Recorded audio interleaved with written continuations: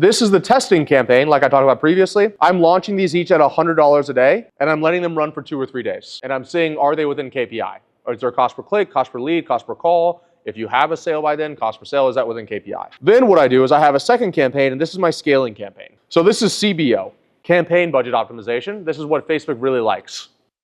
And here, I'm essentially taking the winning audiences and ads that worked well in the testing one, and I'm duplicating it inside of here. So I do winning audience number 1. And let's say this is winning ad number 1. And then on the next week, I have winning ad number 2. And so I'm launching this scaling budget at, you can do it however you want to do it. I launch it at $5,000 a day, but you guys could do it at $1,000 a day, $2,000 a day, $3,000 a day. But the idea behind this, let's say we just put $5,000 a day here. The idea behind this is that I'm essentially testing the ads up here and finding with the least amount of risk, aka the least amount of money up front, which ads look like they're the winners and they have the highest chance of being successful.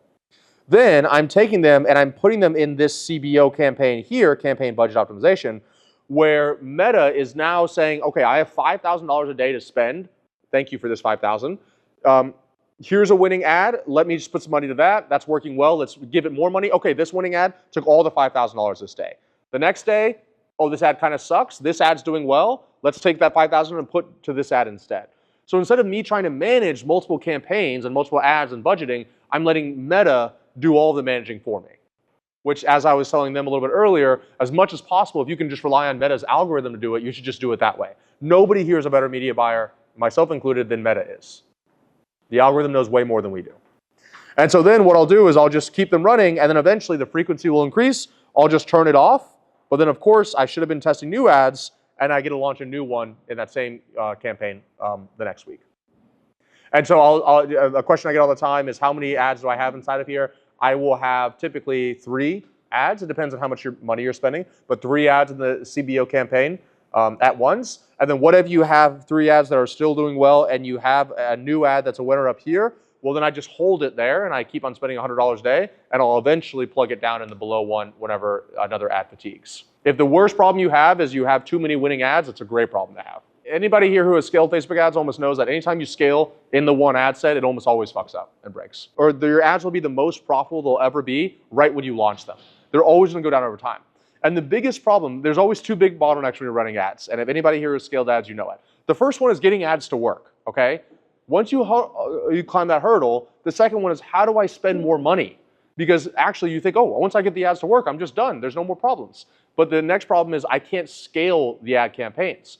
And so this allows you to scale the ad campaign. So let's say in this one up here at $100 a day, I was getting $50 booked calls. And let's say at the $5,000 a day, I'm getting $100 booked calls. So it literally doubled. Well, if that's still within KPI, I am literally spending 50 times more money than I would otherwise. So, okay, would I rather make 2 times the amount of money, but make it in 1/50th the time? Or would I rather make half the money and make it 50 times faster? You know what I mean? So the answer is obviously for me, the latter. But a lot of people get so afraid whenever they don't have, they have it increase a little bit that they just shut it off. And that's also why I was telling the gentleman back there, that's why up here, your funnel should be working without setters, without emails, without contents. It should be working on its own up here with a margin of error. So that way when you do scale it, then you're able, even in once it eats up that margin of error, you're still within profit. What a lot of people will do is they'll get something to barely like 1.2x right here, and they're like, let's scale the hell out of this thing. I'm like, I guarantee you're going to be losing money on this thing. You need to get it to a certain, like for us, it's a minimum 2x. I mean, that's like bare minimum 2x at the $100 a day mark before we'll scale it inside of there. If you want my help installing any of these systems in your business done for you, be sure to book a call with my team down below.